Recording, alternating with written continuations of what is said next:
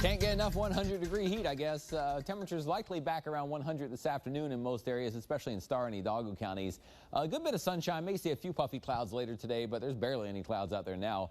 Small chances rain could start to return this weekend, maybe about 10% tomorrow, 20% or so on Saturday. I think Saturday out of the next few days, probably the best of the small chances. So maybe a couple showers or even a thunderstorm Saturday with the afternoon heating and the sea breeze, but probably by then not quite as hot. So instead of 100 or 102, maybe like 96 or 99 or something for an afternoon high temperature as we get into the weekend. But still pretty warm right now. 96 in McAllen, Rio Grande City, and in Brownsville. 90 in Port Isabel, 95 everywhere else on the map. And again, I think in a couple hours we'll start to see those temperatures up around 100 by 2 or 3 o'clock. Heat index feels over 100 right now. Still very humid out there, and 108 the heat index in Rio Grande City right now, and in Brownsville, 104 in Harlingen and Raymondville. So no advisories for the heat index, but expected to maybe bump up around 110 or 112 for an hour or so this afternoon at the hottest point, probably toward around 3 or 4 o'clock. Satellite radar shows dry weather across the valley, occasionally a few clouds out there. We zoom out and there's not much nearby, a couple of showers and little storms in the western Gulf, but nothing organized out there. But there is some moisture out here that will start to eventually drift westward and could start to increase more.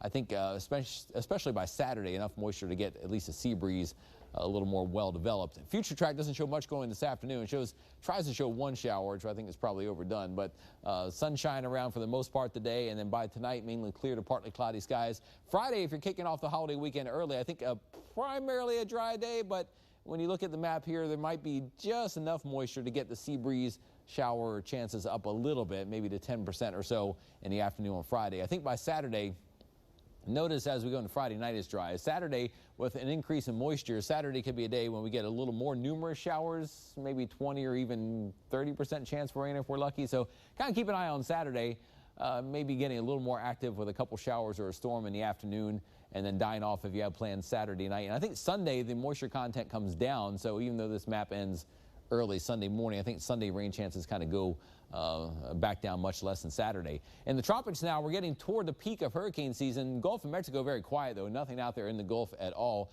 We look over toward the Caribbean and the Atlantic. Here's Hurricane Dorian. There's also kind of a little wheat trough out here. What's left of this little wheat trough, which barely shows up on the satellite here, will move across the Gulf and could also help spread in some moisture our way if it holds together later next week. But you see, besides Dorian, which is right there, there's nothing else going on in the Atlantic. But Hurricane Dorian, the only game in town, but a hurricane now passing by a little east of the Bahama Islands and north of the Dominican Republic, but still on track to maybe hit Florida by about Monday. The latest on Dorian, winds are at 85 miles per hour, moving northwest at 13, Category 1 hurricane, and expected to strengthen. It's moving over some very warm waters, about 84, 85 degrees or so there, and could become a Category 3 hurricane later tomorrow or on Saturday. And by Sunday morning, could be a Category 4 hurricane moving through the Bahamas. And most of the models tracks kind of take it on this general track toward Florida by about Sunday night and Monday. You see, by Monday morning, could be very close to landfall somewhere around Florida. So we'll keep an eye on that. And once it gets to Florida, the models kind of start to slow it down a bit. And then that means bad news for rainfall, too. You see, it's still forecast to be a hurricane by Tuesday morning. So you see how it goes. The gaps here in time get pretty short toward the end, where it's expected to maybe slow down. Some of the models kind of turn it a little more north and kind of go up through Florida slowly after that. If that pans out, that could be a big time rainmaker for Florida and maybe Georgia.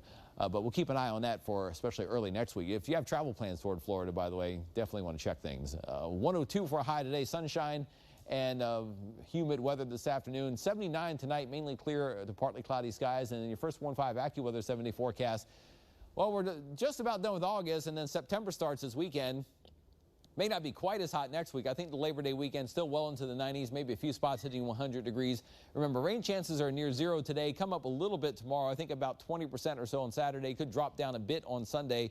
And then next week, depending on some tropical moisture and that little wheat disturbance I was talking about, it may increase our rain chances a bit more for Labor Day and beyond, which also makes it not quite as hot. Highs in the 90s. We'll keep tracking in your first 1-5 forecast. Dina?